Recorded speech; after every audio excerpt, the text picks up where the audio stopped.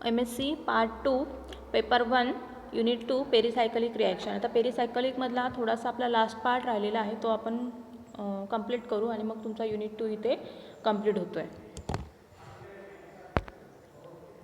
Last point आहे sigmatropic rearrangement. Okay, आपला बाकीचा जो पार्ट आहे तो आपण मागे लेक्चरमध्ये सगळा बघितला होता. हा आता पार्ट झाला की युनिट 2 तुमचा इथे कंप्लीट होणार आहे. हा लास्ट पार्ट आहे सिग्माट्रॉपिक रिअरेंजमेंट.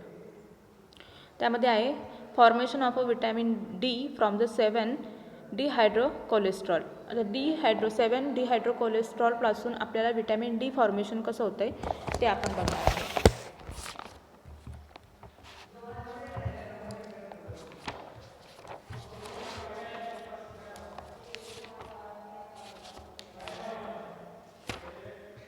ओके, फर्स्टली पिक्चरमध्ये बघा 7 आपण डायरेक्ट रिॲक्शन बघणार आहोत. 7 डिहायड्रोकोलेस्ट्रॉल. 7 डिहायड्रोकोलेस्ट्रॉलचं हे स्ट्रक्चर आहे.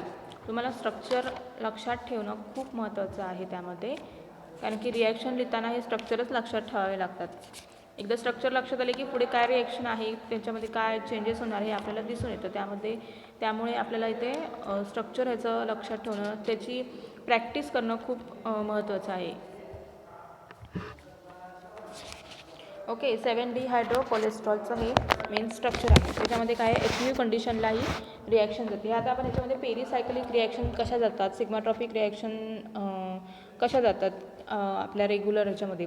आपण आता विटॅमिन डी आपण ही सूर्यप्रकाशमधून घेतो, मग ते कसं कन्व्हर्जन होतं, त्याच्यामध्ये पेरिसायकलिक रिॲक्शनसुद्धा आहेत. म्हणजे आपल्या दररोजच्या जीवनात घडणाऱ्या ज्या आहेत गोष्टी, त्याच्यामध्ये पेरिसायकलिक रिॲक्शन आहेत ते आपण ह्यामध्ये आता बघणार आहे. ओके, 7 डिहायड्रोकोलेस्ट्रॉल हेचं स्ट्रक्चर, त्याच्यामध्ये HMU कंडिशनला रिॲक्शन जाणार. 7 dehydrocholesterol is a converted to the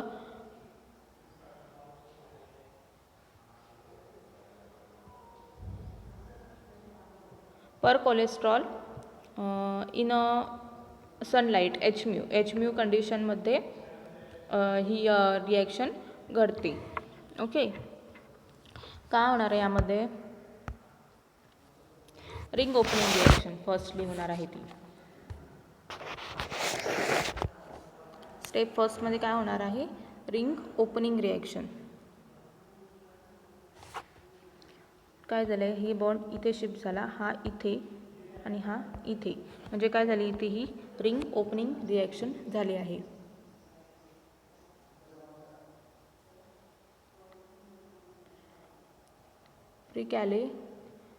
pre vitamin D3 हे जे फॉर्मेशन झालं आहे ते काय आहे, pre vitamin D3 ring opening इथे झालेली आहे. ओके, देन नेक्स्ट यामध्ये काय होणार आहे,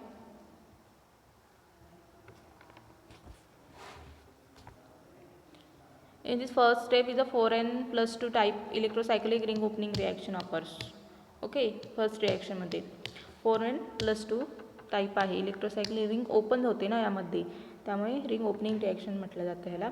नेक्स्टमध्ये काय आहे, pre vitamin D3 is a converted into vitamin D is the presence of the heat. In this reaction a step 1,7 hydrogen sigmatropic rearrangement reaction in occur. म्हणजे 1,7 हायड्रोजन ह्याच्यामध्ये shift होणार आहे. ओके, सिग्माट्रॉपिक रिॲक्शन जी ह्याच्यामध्ये घडणार आहे ती 1,7 hydrogen shift आहे.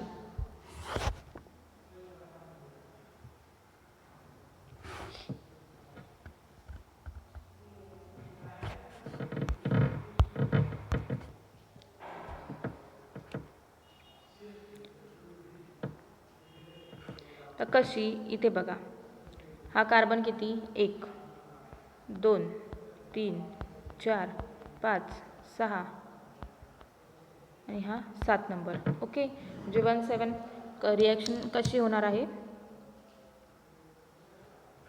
इथला जो हायड्रोजन CH3 त्यातला मधला एक हायड्रोजन आपण असं सेपरेट लिहिला तर तो काय होणार, 7 नंबर कार्बनवर इकडे हा जो 7 नंबरचा आहे कार्बन त्याच्यावर शिफ्ट होणार.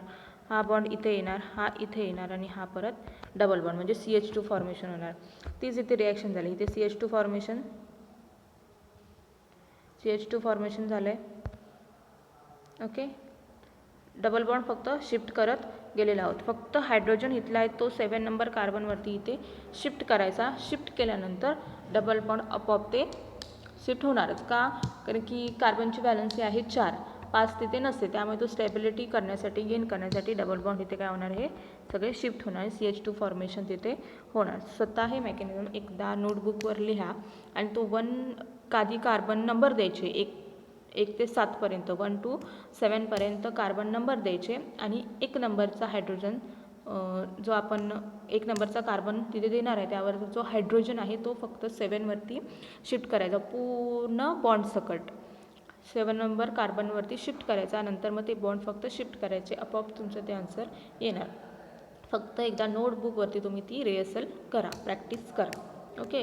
And formation of the D3 काय झाली, इथे सिग्माट्रॉपिक रिअरेंजमेंट रिॲक्शन घडली. कारण की 1,7 हायड्रोजन शिफ्ट ही काय आहे, सिग्माट्रॉपिक रिअरेंजमेंट रिॲक्शन आहे.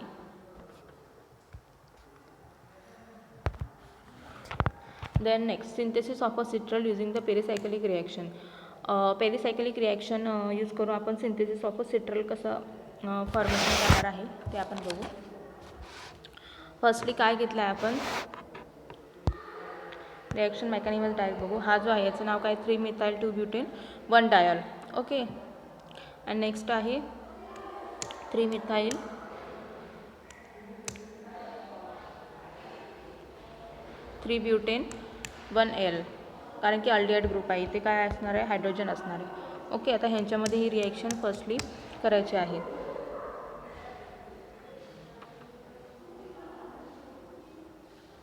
या दोघांमध्ये रिॲक्शन झाली की फॉर्मेशन ऑफ दिस, हा मग इंटरमिडिएट आपल्याला इथे मध्ये मिळतो.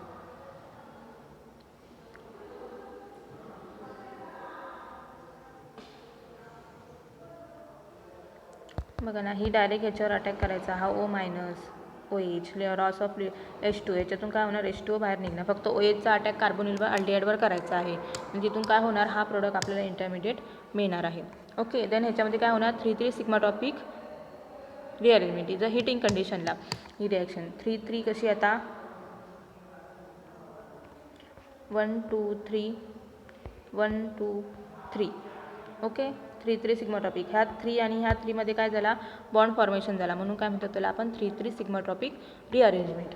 ह्याच्यामध्ये बॉन्ड कसं काय, हा डबल बॉन्ड ह्यावर शिफ्ट होणार, हा इकडे शिफ्ट होणार आणि हा इथे, म्हणजे यांच्यामध्ये हा जो बॉन्ड फॉर्म झालेला आहे हा 3-3 नंबरच्या कार्बनमध्ये बॉन्ड फॉर्म झालेला आहे, म्हणून त्याला 3-3 सिग्माटॉपिक रिअरेंजमेंट म्हटलं जातं. नेक्स्ट स्टेपमध्ये काय होणार, रोटेशन ऑफ 180 डिग्री. 180 डिग्रीने आपल्याला हा जो 3-3 सिग्माटॉपिक रिअरेंजमेंट बॉन्ड जो बनलेला आहे तो काय करायचा, 180 डिग्रीने फिरवायचा आहे, रोटेट करायचा आहे. ओके. सिंगल बॉन्ड काय होतात, रोटेट होतात. डबल ट्रिपल बॉन्ड हे रोटेट होत नाही. सिंगल बॉन्ड हा रोटेट होतो, म्हणून तो 180 डिग्रीने फक्त हा काय करायचा, हा जो पार्ट आहे तो इकडे शिफ्ट करायचा, म्हणजे असा 180 डिग्रीने तो रोटेट केला. नंतर काय झालं, त्याच्यामध्ये परत 3-3 सिग्माटॉपिक रिअरेंजमेंट घडली. 1 2 3 1 2 3. ओके. 1 2 3 म्हणजे परत काय झालं, ह्या दोघांमध्ये 3-3 मध्ये बॉन्ड फॉर्म करत. कळत नसेल तर डायरेक्ट नंबर द्यायचं, 1 2 3 1 2 3 1 2 3 4 5 6 7 असे. मग 7 आणि हायड्रोजनमध्ये आपण मग अशी बघितलं 1-7 मध्ये हायड्रोजन शिफ्ट झालं, हे डायरेक्ट नंबरिंग द्यायची आणि त्यांच्यामध्ये रिॲक्शन करायची. आता काय झालं, परत तीच नेक्स्ट स्टेप, ह्याच्यामध्ये ही हा बॉन्ड इथे, हा इथे, म्हणजे काय झालं, सिट्रल फॉर्मेशन इथे झालेलं हिटिंग कंडिशनला. ओके. 3-3 सिग्माटॉपिक रिअरेंजमेंटने हे काय झालं, formation of the citral using the pericyclic reaction, sigmatropic reaction. Okay. 3-3 sigmatropic ही 2 वेळा गेली, मध्ये आपल्याला रोटेट 180 डिग्रीने करावं लागलं. का? कारण की सिंगल बॉन्ड हे रोटेट होतात, डबल अँड ट्रिपल बॉन्ड हे रोटेट होत नाहीत. द नेक्स्ट आहे हायड्रोजन शिफ्ट. आता हायड्रोजन शिफ्ट जे आपण बघितलं विटॅमिन डीचं फॉर्मेशन करताना की 1-7 हायड्रोजन शिफ्ट आणि झालेलं आहे ते. The selection rule predict that the suprafacial 1-5 hydrogen shift are thermal allowed and the 13 and 17 shift are H mu allowed. म्हणजे थर्मल म्हणजे डेल्टा म्हणजे थर्मल कंडिशनला अलाउड आहे. एच म्यू म्हणजे फोटोकेमिकल कंडिशनला अलाउड आहे. म्हणजे 15 आहे ती थर्मल कंडिशनला अलाउड आहे आणि 13 17 ह्या दोन आहेत त्या एच म्यू म्हणजे फोटोकेमिकल कंडिशनला अलाउड आहे. त्यामधली फर्स्ट रिॲक्शन आपण बघू 15 हायड्रोजन शिफ्ट. 15 हायड्रोजन शिफ्टमध्ये आता काय झालं आहे, नंबरिंग द्यायचं डायरेक्ट.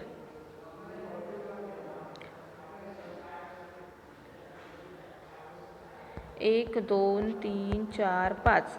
ओके, हा 5 नंबरचा हायड्रोजन, त्यावर एक कार्बन आहे, त्यावर एक हायड्रोजन आहे. तो हायड्रोजन आपण 1 नंबरवर कार्बनवर शिफ्ट केला. ओके, 1 नंबरवर शिफ्ट केला. हा इथे आहे, इथे बॉन्ड फॉर्मेशन काय झालं आहे, हा हायड्रोजन काय झाला इथे शिफ्ट झाला. काय झालं 1 2 5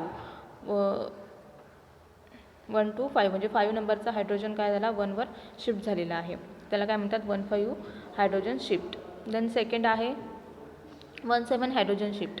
17 म्हणजे आता नंबरिंग द्या 1 2 3 4 5 6 7. 7 कार्बन आहेत त्यावरती हा हायड्रोजन बॉन्ड सकट 7 नंबर कार्बनवरती शिफ्ट करायचा एच म्यू कंडिशनला. त्यांनी काय सांगितलं 15 काय जाणार ही थर्मल कंडिशनला जाणार आणि 17 आहे ती कशी जाणार एच म्यू कंडिशनला जाणार. त्यामुळे ॲरोवरती एच म्यू आहे.